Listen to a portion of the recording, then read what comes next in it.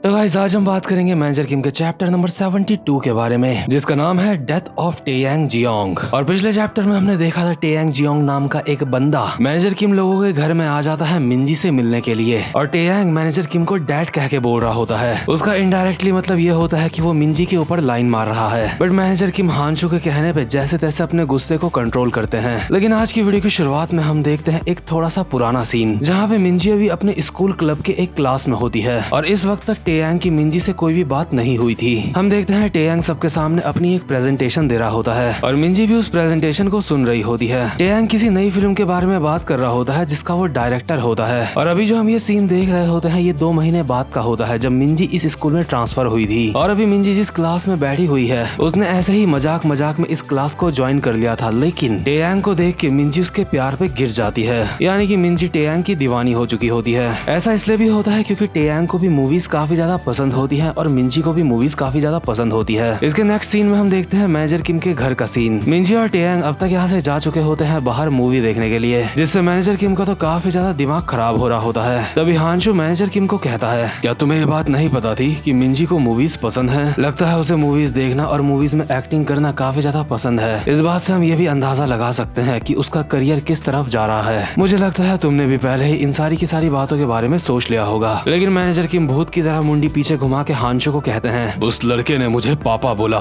मैं इस बात को इतनी आसानी से जाने नहीं दे सकता। कैसा रहेगा मैं उस लड़के को जान से मार दूं? हानशु कहता है, अरे नहीं, पहले तुम शांत हो जाओ। मैनेजर किम कहते हैं, मैं जानता हूँ दुनिया पहले से काफी ज्यादा बदल चुकी है, लेकिन स्टूडेंट्स नहीं, मेरा मतलब माइनर्स अब एक साथ मूवी देखने जा सकते हैं। हानशु कहता है, कम ऑन, पहले शांत हो जाओ। बच्चे तो मूवीज देखेंगे ही, इसमें इतनी परेशान होने वाली बात क्या है? और तुम उस लड़के को बस इसलिए जान से मारना चाहते हो क्योंकि उसने तुम्हें पापा बोल दिया? क्या तुम्हें अपनी इस बात का कोई भी सेंस लगता है? आखिर तुम क्या बोल रहे हो? इसके बाद हानशु कॉल करके जिनचॉल को ये सारी की सारी बातें बताता है, लेकिन जिनचॉल छूटते ही साथ कहता है, उसे जान से मार दो। 1 मिनट, तुम उसे सफाई से अच्छी तरह से मार नहीं पाओगे, इसलिए सबसे पहले उसके छोटे छोटे टुकड़े कर देना, उसके बाद उसे कुत्तों को खिला देना, उसके मांस के छोटे छोटे टुकड़े करके जानवरों में बांट देना। क्या तुम चाहते हो इस मामले में मैं तुम्हारी मदद करूं? ठीक है, मैं एक ऐसे बंदे को जानता हूं जो सारे सबूत मिटाने में हमारी मदद कर सकता है। लेकिन इतने में ही हानशु कहता है, मेरी बात ध्यान से सुनो, मिंजी जल्द ही एक अडल्ट बन जाएगी। मिंजी बड़ी हो रही है, इसलिए ऐसी कई सारी चीजें होंगी जो मिंजी अपनी लाइफ में करना चाहती है। उसने भी अपने बारे में काफी कुछ सोचा होगा जो उसका करने का मन करता है। क्या तुम उसको वो सारी चीजें करने के लिए हर बार मना करते रहोगे, या फिर वो अपने लाइफ के जो कुछ भी फैसले लेगी तुम हर एक फैसले में अपनी टांग अड़ाओगे? देखो किम, ये एक बच्चे के लिए बिल्कुल भी ठीक नहीं है, और ना ही तुम्हारे लिए। तुम्हें क्या लगता है कि हमारे पास ये अधिकार है? हम अपनी मर्जी से अपने बच्चों का फ्यूचर डिसाइड कर सकते हैं? मेरे हिसाब से असली पेरेंट्स वो होते हैं जो अपने बच्चों को पूरी आजादी देते हैं ताकि उनके बच्चे भी जिंदगी को एक्सपीरियंस कर सके। हमारे बच्चों ने भी हमारी ही तरह इस दुनिया में जन्म लिया है, इसलिए वो लोग अपनी लाइफ में जो कुछ भी करते हैं ये फैसला उनका होना चाहिए। हम पेरेंट्स हैं, हम भले ही अपने बच्चों को बेस्ट से बेस्ट चीज ना ला के दे सकें, लेकिन कम से कम हमें उनके रास्ते में नहीं आना चाहिए। हमें उन्हें आजादी देनी चाहिए ताकि वो अपनी मर्जी से जिंदगी को एक्सपीरियंस कर सकें। और वहीं दूसरी तरफ मिंजी टेयांग के साथ बाहर घूम रही होती है, और मैनेजर किम को हानशु की बातें सुन के याद आता है कि ऐसा कई बार होता था कि मिंजी कोई डिमांड करती थी, लेकिन मैनेजर किम उसको पूरा नहीं करते थे, क्योंकि मैनेजर किम को लगता था वो चीज मिंजी के लिए सही नहीं होगी। इसलिए मैनेजर किम अभी सोचते हैं कि उन्हें हानशु की बात मान लेनी चाहिए। मैनेजर किम हानशु की बात से बस एग्री करने ही वाले होते हैं, लेकिन इतने में ही कॉल से जिनचॉल चिल्ला के बोलता है, बकवास,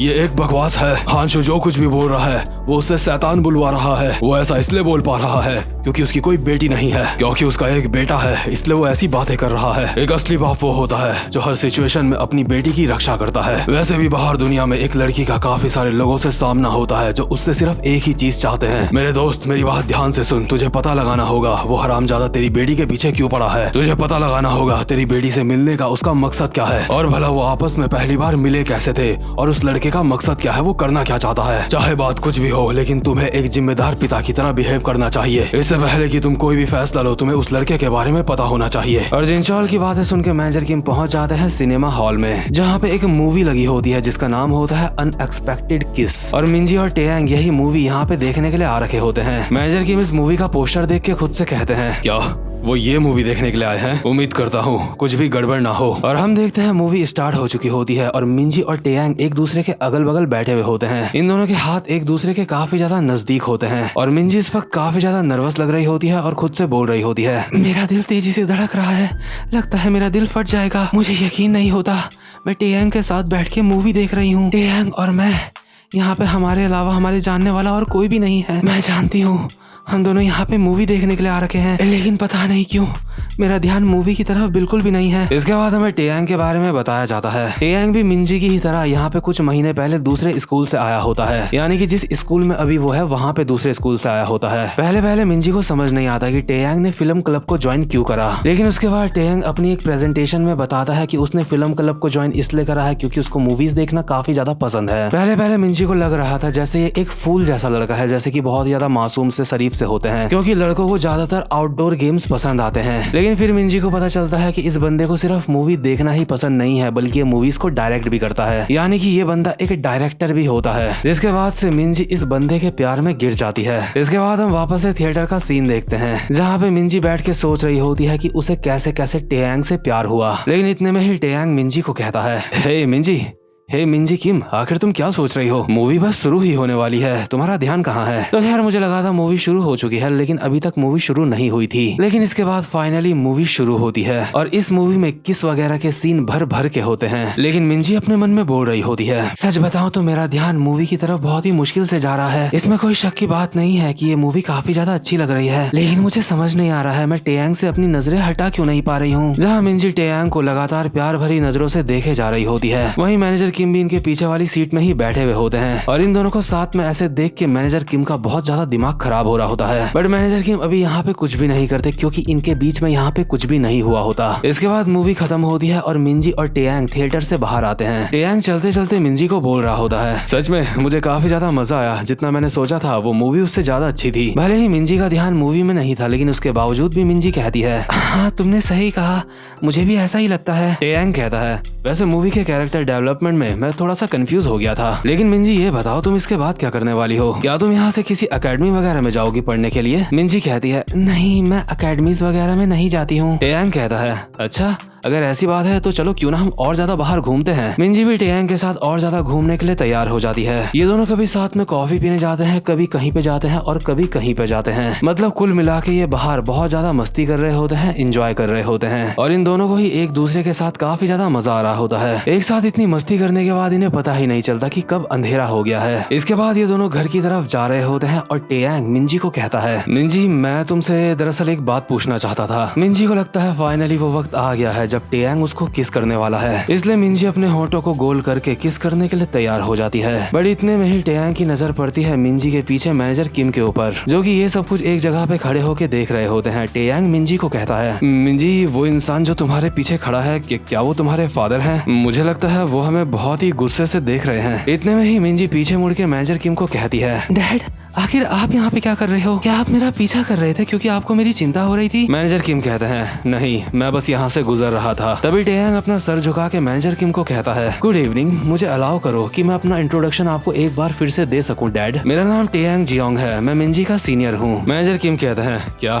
डैड, क्या तुझे इसका मतलब भी पता है जो तू बोल रहा है? लेकिन मिंजी मैनेजर किम को पकड़ के आगे की तरफ ले जाने लगती है और कहती है, कम ऑन डैड, उसे ये सब मत बोलो, चलो भी। टेयांग को समझ आ जाता है कि मैनेजर किम को उसकी बात पसंद नहीं आई है, इसलिए टेयांग कहता है, अच्छा ऐसी बात है, मुझे माफ करना, मैं अगली बार इसे ध्यान रखूंगा। लेकिन मिंजी टेयांग को कहती है, अरे नहीं तुम सॉरी क्यों बोल रहे हो? इसमें कोई भी सॉरी बोलने वाली बात नहीं है। मिंजी को इस बात की बहुत ज्यादा चिंता हो रही होती है कि कहीं टेयांग को बुरा ना लग जाए और मैनेजर किम अपने मन में सोच रहे होते हैं, हंसी मजाक आंसू, मैंने मिंजी को इन सारे दौरों से गुजरते हुए देखा है और अब मुझे ऐसा लगता है मिंजी बहुत ही ज्यादा जल्दी बड़ी हो गई है, मुझे तो पता भी नहीं चला। लगता है जैसे कल की ही बात होगी जब मैं उसे अपनी गोद में खिलाता था, लेकिन अब मुझे लगता है वो समय आ चुका है जब मुझे मिंजी की लाइफ में दखल नहीं देनी चाहिए। चाहे कुछ भी हो, मुझे मिंजी को उसकी जिंदगी जीने देनी चाहिए, उसके हर फैसले मेरी मर्जी से नहीं हो सकते। इसके बाद मैनेजर किम टेयांग को कहते हैं, चलो मैं तुम्हें घर तक छोड़ देता हूँ। तो खैर मिंजी का घर तो यहीं पास पे होता है, इसलिए मिंजी यहाँ से पैदल ही चले जाती है और मैनेजर किम टेयांग को अपने साथ गाड़ी में बैठा लेते हैं। टेयांग मैनेजर किम को कहता है, डैड नहीं, मेरा मतलब सर, आपका बहुत बहुत शुक्रिया मुझे लिफ्ट देने के लिए। मैनेजर किम कहते हैं, कोई बात नहीं। टेयांग पीछे वाली सीट में देखता है कि वहाँ पे मिंजी भी नहीं है और इसलिए कहता है, लेकिन आपने मिंजी को क्यों घर भेज दिया? इसके बाद मैनेजर किम बहुत ही गुस्से में टेयांग को कहते हैं, मेरी बात ध्यान से सुन, अगर तूने मेरी बेटी के ऊपर अपनी एक उंगली भी लगाई उसकी मर्जी के बिना, तो मैं इस दुनिया से तेरा नामो निशान मिटा दूंगा। नहीं, इतना काफी नहीं होगा। जैसा कि मेरे दोस्त ने कहा था, मैं तेरे टुकड़े टुकड़े करके कुत्तों को खिला दूंगा। तेरे आधे टुकड़े मैं कुत्तों को खिलाऊंगा और आधे मछलियों को। मैंने अपनी जिंदगी में कई बार मौत से सामना करा है अपनी बेटी को पाल पोस के बड़ा करने में। तू समझ गया ना मैं तुझसे क्या कहना चाहता हूँ? अभी एक पल के लिए टेयांग थोड़ा सा हैरान हो जाता है, लेकिन इसके बाद टेयांग काफी ज्यादा हंसने लगता है और मैनेजर किम टेयांग को कहते हैं, तुझे लगता है मैं कोई मजाक कर रहा हूँ तेरे साथ? टेयांग हंसते हुए कहता है, अरे नहीं नहीं नहीं नहीं, मुझे माफ कर दो, माफ कर दो। लेकिन मैं अपनी हंसी रोक नहीं पाया। लेकिन ये बात बिल्कुल सच है, जब तुम्हारी बेटी किसी मामले में इन्वॉल्व हो जाती है तो तुम कुछ भी सही से सोच नहीं पाते हो। और टेयांग के कहते ही एक बड़ा सा ट्रक मैनेजर किम की कार के साइड से आता है और कार को ठोक देता है। मैनेजर किम भी कार को कंट्रोल करने की कोशिश कर रहे होते हैं और टेयांग बोल रहा होता है, माफ करना, लेकिन लगता है तुमने अपने बहुत सारे दुश्मन बना रखे हैं, इसलिए उन लोगों ने हमें कॉल करा ताकि वो हमसे मदद मांग सके। कोई है जो तुम्हें देखना चाहता है, तो चलो अब वक्त है चलने का। और टेयांग के इतना कहते ही एक ट्रक मैनेजर किम के सामने से आता है और उनकी कार को ठोक देता है। और इस चीज से ये बिल्कुल साफ हो जाता है कि टेयांग यहाँ पे एक मकसद से आया था, यानी कि टेयांग बस मिंजी के दोस्त होने का नाटक कर रहा था। और बेचारी मिंजी तो वैसे भी काफी ज्यादा शरीफ है, उसे कुछ भी समझ नहीं आता। और इसका जो अगला चैप्टर है उसका नाम है मैनेजर किम गेट्स किडनैप्ड, यानी कि अगले चैप्टर में मैनेजर किम अगवा होने वाले हैं। और सच में यहाँ से स्टोरी कतई जहर होने वाली है, इसलिए उम्मीद करता हूँ कि आप आगे की वीडियोस बिल्कुल भी मिस नहीं करना चाहोगे। इसलिए बेल आइकन को जरूर से प्रेस कर देना ताकि आपको आगे आने वाली वीडियोस का नोटिफिकेशन मिलता रहे। तो गाइस अब मैं मिलता हूँ आपसे अपनी नेक्स्ट वीडियो में, तब तक के लिए गुड बाय।